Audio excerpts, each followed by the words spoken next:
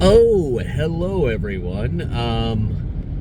I'm playing How Dutch is My Angle today on YouTube. Okay, so my pace is getting slower as I talk, and I don't like that. It sounds very pretentious, and I hate pretentious,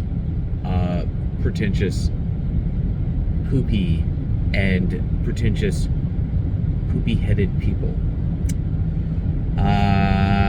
So I wanted to talk about climate alarmism. And I wanted to talk about where it comes from. I think a lot of us may be familiar with the doomsday clock of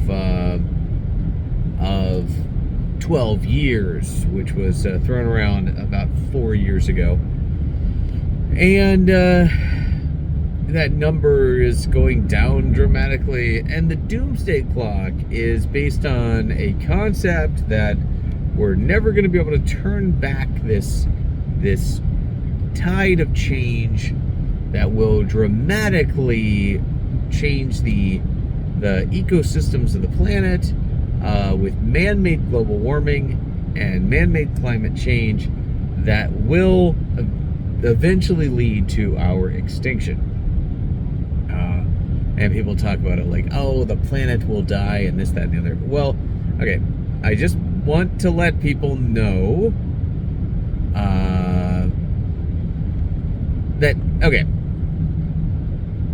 the course in college where I learned the science behind this was a very interesting course. It was called Habitable Worlds, and it delved into some very interesting stuff, like literally all the stuff that are the building blocks of life on the planet. The scientific factual understanding that our planet is 200,000 miles outside of the liquid water zone, only being kept habitable by our greenhouse gases, essentially, carbon dioxide and water vapor and all the other fun stuff in our atmosphere.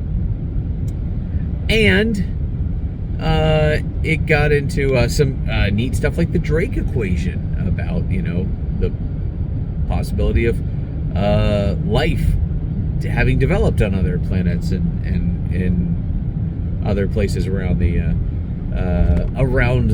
universe. So really cool course. I enjoyed it. And then it got into some archaeology and concepts of how old the Earth is based on archaeology and the bombardment and all that neat stuff.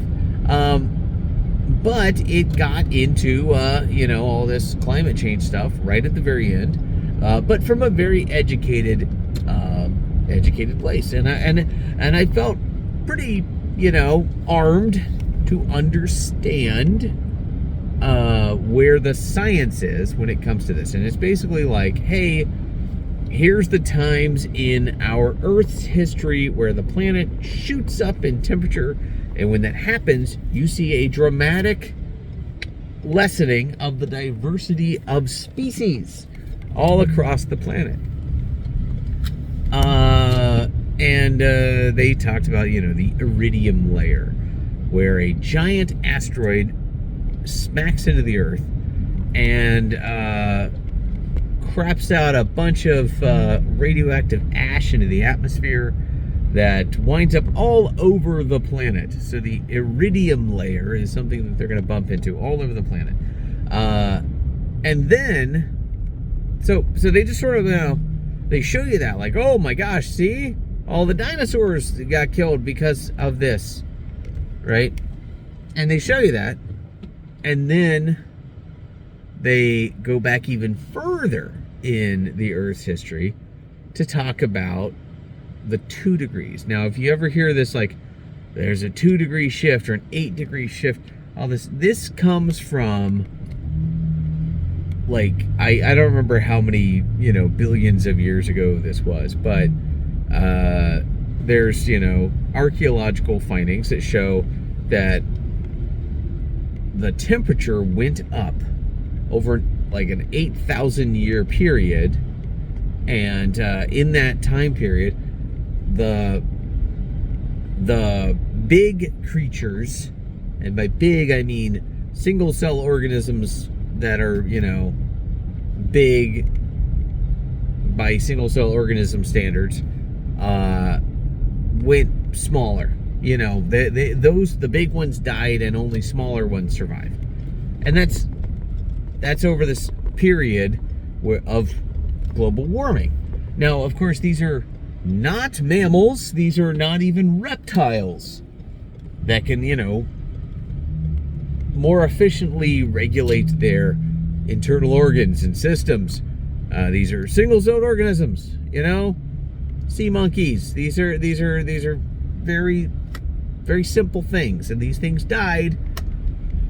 Well, not all of them. A lot of them survived. A lot of them survived, obviously, since, life continued to evolve. Nature finds a way. So, yes, there you go. Nature found a way, moved on. Then we had giant reptiles and stuff like that. And then you had the asteroid hit the Earth, right? So, now, mind you, this course just stopped there. They were like, oh, we talked about the dinosaurs and the iridium layer and all that, and then we're just going to jump back in time even further to talk about the diversity of species really shrunk after it got really hot. Now, just so you know, that was 8,000 years that there was that 2-degree temperature increase on average. But we, humans, are seeing, in just the past 100 years, a 2-degree increase. Okay? So we need to talk about what we need to do to stop the curve, right? Because we're going to be shooting up past that. We're going to be seeing this dramatic loss of species all across the planet. And I think, okay, I understand that alarmism there. And I agree with it. I'm literally in my hybrid car right now because it's great fuel efficiency. I believe we should wean ourselves off of polluting fossil fuels, and I think we should be planting trees and understanding water vapor more. I think we need to be looking into these things because water vapor in the atmosphere can help us maintain healthy greenhouse gases that will keep our planet warm when it needs to be warm. But I do not, especially after listening to everything in that course, I do not believe that all humans are going to die in 10 years, 8 years, 7 years, whatever, because we're not. The diversity of species dramatically truncating, even with a giant asteroid smashing into the Earth and raising the temperature of the Earth dramatically, only killed off big, gigantic lizards. Big, gigantic reptiles that can't, control their internal temperature as well as mammals. And I'm not just blowing smoke and talking out of my ass. That's actually what happened. That's why there are only little reptiles that could hide after that. And all the mammals that were around at the time of the iridium asteroid or meteorite, they survived. The little mammals survived, right? And I thought of a funny thing, imagining God creating like little tiny cute mammals and being like, oh my gosh, they're so cute. I love these things so much. And then God's just like watching them playing in a field. And then like a giant T-Rex comes and just like rips one of pieces. And then God's just like riding the iridium asteroid down to Earth, like the guy in Doctor Strangelove with the bomb. It's just like, fuck these dinosaurs, man. It's so blasphemous. I'm sorry, but good image popped in my head when I was thinking about this. But yeah, no, we're not all gonna die. And then if you want to be totally nihilistic about it too, I hear people say stuff like, oh, we're killing the planet. I'm sorry, but most planets don't have a bunch of people on them and stuff. So we wouldn't be killing the planet. I mean, the planet's just going to be a big rock in space. So, we'd just be dead. Okay, so yeah, don't think that you're going to kill the planet, and don't expect to only live for 7 more years, because I hate to break this to you, but you're a mammal and you can regulate your internal heat system a little better than a giant reptile or a single-celled organism from 2 billion years ago. You are a little more complicated than that, and I don't know if you've ever been to Texas or the Philippines or South Florida, but you'll be able to survive in the heat. Okay, you might need some aircon. You might need to learn how to schwitz, but you'll be able to survive in some pretty rough heat.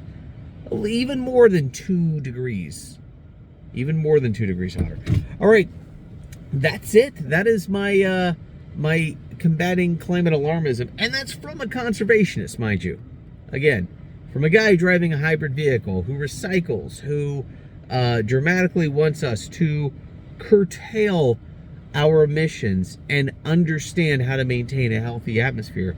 I don't want people to be screaming like Chicken Little that the sky is falling, like I have heard by climate alarmists. All right, thank you. That is it. This is Sully for Antisocial News.